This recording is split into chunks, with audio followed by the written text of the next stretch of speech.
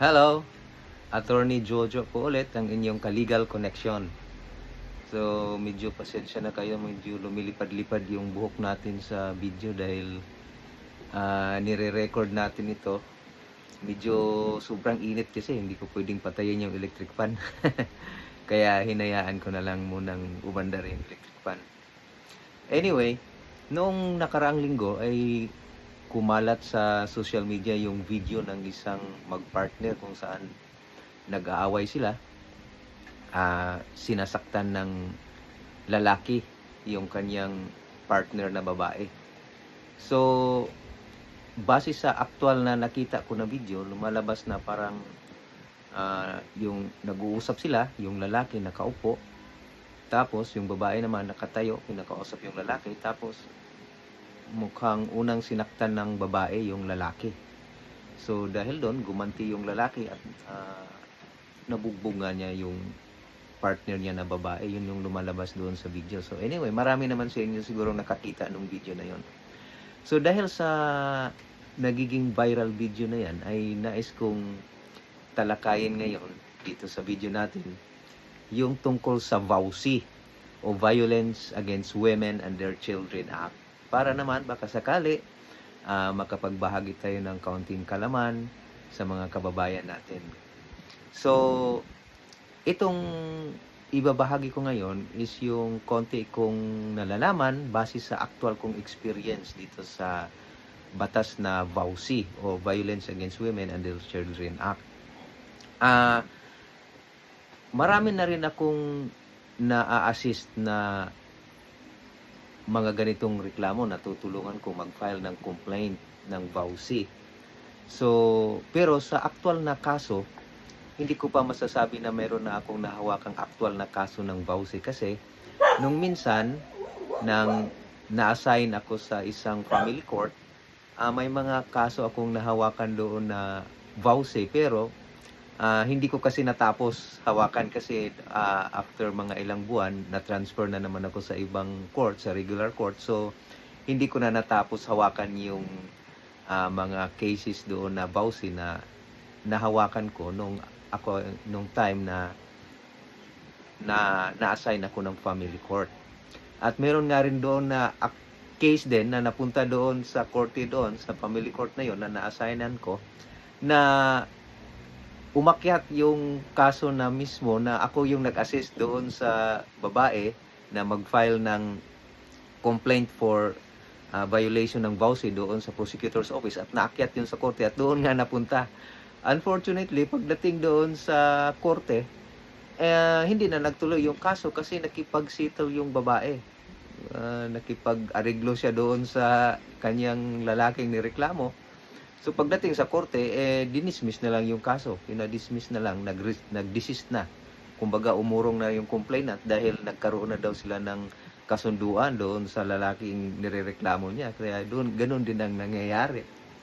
So, dito segue lang ng kaunti tungkol doon sa mga kaso na sinabi na may mga babaeng may mga sumang-ayon, di ba? May issue tungkol sa divorce na maganda siguro yung sa batas na yung divorce kasi may mga babaeng naaabuso ng mga lalaki para tuluyan na silang makalaya doon sa mapang-abusong relasyon, di ba? Ganun karamihan mga argument. Pero sa akin lang naman to.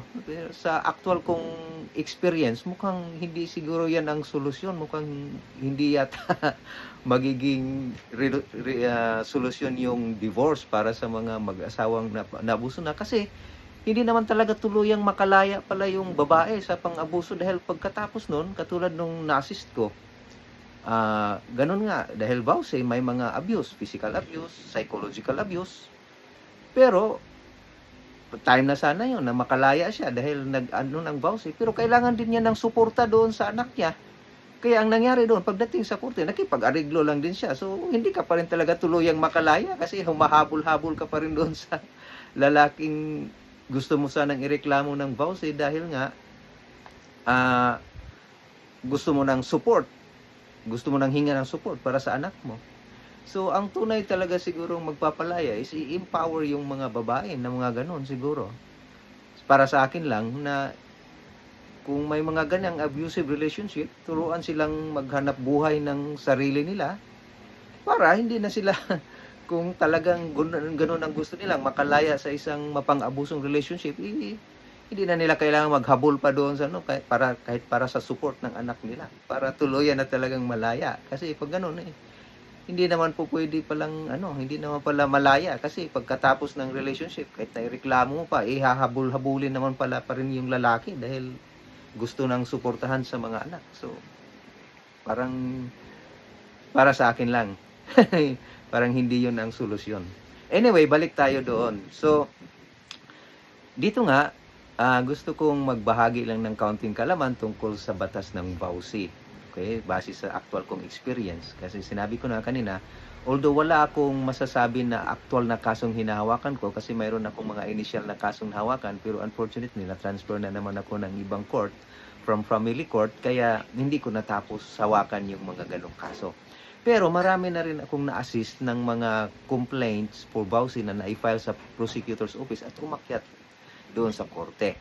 So, marami kasi akong na-experience na mga lumalapit na mga kliyente na nagtatanong tungkol sa VAUSI na parang hindi nila naintindihan masyado kung ano ba itong VAUSI or Violence Against Women and Their Children Act. Ano ba itong batas na to? Karamihan, pag lumapit sa akin, base sa actual kong experience, pag kinuwento nila kung ano yung gusto nilang ireklamo, bakit sila magre-reklamo ng VAUSI or mag-file ng kaso ng VAUSI, parang lumalabas na mali yung pagkakaintindi ng karamihan sa mga lumapit sa akin dito sa VAUSI. Okay? So, sa isang pangyayari, hindi porket babae yung biktima, ay VAUSI na kaagad. Hindi porket babae yung biktima ng violence, pang-aabuso o pananakit, ay magiging VAUSI na agad. Okay? So, ang pinaka-basic na dapat maintindihan ng ating mga kababayan dito sa VAUSI is that itong VAUSI is relational crime. Ang ibig sabihin nun na dapat para maipasok sa VAUSI yung isang kaso, halimbawa, pananakit, physical violence, psychological violence, dapat may relasyon yung babae at saka lalaki. Ang uri ng kanilang relationship ay dapat nagkaroon sila ng dating relationship, romantic relationship, or sexual relationship. Yun ang pinaka-requirement doon. At saka, yung violence o yung krimen na naganap ay may kaugnayan doon sa pagkakaroon nila ng dating, sexual, or romantic relationship. Okay? So, yun po ang pinaka-requirement ng VAUSI. So, hindi porket mayroong isang pangyayari, halimbawa ng pangbubugbog at babae yung naging biktima, ay VAUSI na kaagad. Dapat may nagkakaroon sila ng relationship. So, nagkaroon sila ng dating. Ano bang klaseng relationship? Hindi yung friendly relationship lang. Or hindi yung nagkaroon sila ng magkamag-anak na relationship. Dapat naging mag-asawa sila, naging magka-live-in sila, or kahit hindi sila nag-asawa, hindi sila nagka-live-in, or hindi sila nagkaroon ng nagiging hindi masasabing boyfriend or boyfriend, pero at least nagkaroon talaga sila ng sexual, dating, or romantic relationship. So, ganun ang requirement. At saka, yung pangyayari na yon, yung krimen na naganap, ay may kinalaman sa pagkakaroon nila ng ganong relationship. So, ano ba itong mga violence na nasasakop ng VAUSI? Mayroong physical violence, psychological violence, economic abuse, emotional abuse, yung mga ganon. So, hindi lang physical. Halimbawa, psychological, economic, pupwede yon na mapasok sa VAUSI. Okay? So, halimbawa, mayroong isang babae naglalakad sa kalsada. Tapos, habang naglalakad siya, inagawan siya ng bag na snatch. So, dumating siya doon sa dumating, ay nireklamo niya doon sa pulis. Nahuli ngayon yung halimbawa, yung nang snatch sa kanya. Tapos lumalabas na yung nang snatch sa kanya, ex-boyfriend pala niya yon. So magiging vowsy ba yon dahil may nagkaroon sila ng relationship doon sa nang snatch sa kanya? Hindi natin masasabi, hindi yun pasok sa vowsy. Kasi kahit nagkaroon sila ng relationship dati, pero yung krimen na ginagawa sa kanya, yung pang-i-snatch, ay walang kinalaman sa pagkakaroon nila ng relationship. Okay, so hindi pasok sa vowsy yon. Yun yung sinasabi ko na kahit hindi porket babae yung biktima ay vowsy na kagad. Pero kung halimbawa, doon sa example na binigay natin, inisnatch nung lalaki, nung ex-boyfriend, yung bag ng babae. Tapos, nung sabi nung lalaki na, kung hindi ka makipagbalikan sa akin, hindi ko ibabalik sa iyo itong bag mo. Pupwede ba yun na vowsy? Pupwede yun. Bakit? Kasi, yung pang-i-snatch pala, yung pang-aagaw pala ng bag, yung krimen na pala na ginagawa sa babae, ay may kaugnayan pala sa pagkakaroon nila ng relationship. Kasi, ginawa niya yon dahil gusto niya makipagbalikan sa kanya yung babaeng kanyang inisnatch yan. So, pasok sa vowsy yon. Okay? So, yun yung ibig sabihin ng vowsy. Okay? So, dapat nagkaroon ng relationship. So, halimbawa, kung ang nagiging relasyon ng babae at sa lalaki ay illegal relationship, halimbawa, kabit. Yung kabit lang na relationship, hindi legal na relationship, pupwede pa yung pasok sa vowsy.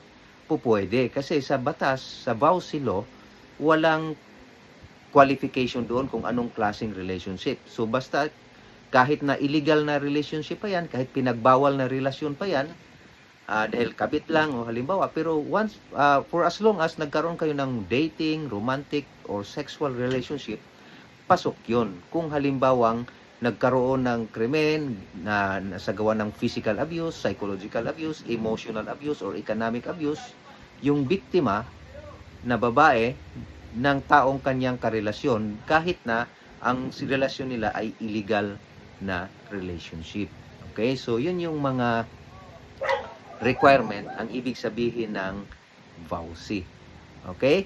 So, mayroong mga decision ng ating Supreme Court tungkol sa vowsy. Halimbawa na lang itong economic abuse. Ano ba itong economic abuse?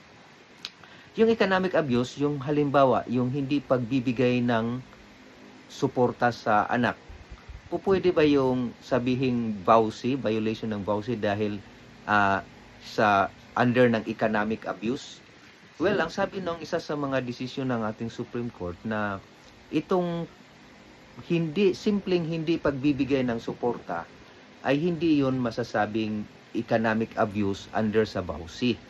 Magiging economic abuse lang yung hindi pagbibigay ng suporta. Kung halimbawa, yung babae, kailangan talaga niya ng support para sa anak nilang dalawa.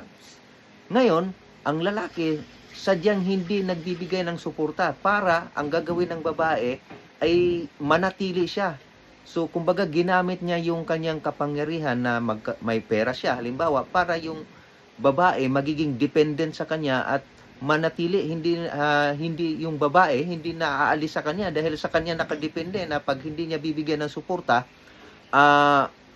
mahihirapan yung babae or maghihirap or wala nang makakain para sa kanilang mga anak.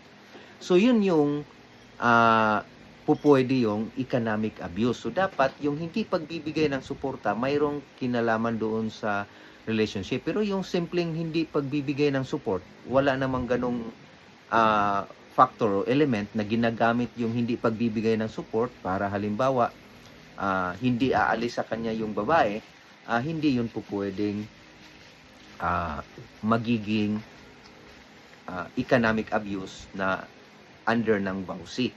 Okay? So, halimbawa naman, mag-asawa, legal na mag-asawa, tapos yung babae, babae or lalaki, halimbawa, yung asawang lalaki ay hayagang nagkakaroon ng ibang relationship, extramarital relationship. Anong epekto nun? Halimbawa, pwede ba yun na kaso ng vowsy? Merong isang desisyon ng Supreme Court na yung pangangaliwa ng lalaki, yung hayagang pangangaliwa, is automatic na yun pasok under sa emotional abuse at saka psychological abuse. So, pwede pala yon. Pwede yung ipasok sa vowsy. Yung halimbawa na pangangaliwa ng lalaki, na asawang lalaki. So, yan po ang naibahagi ko na kaunting kalaman tungkol sa vowsy. So, sana naintindihan at nakapagbigay tayo ng kaunting kalaman tungkol sa batas na Violence Against Women under Children Act. Maraming salamat!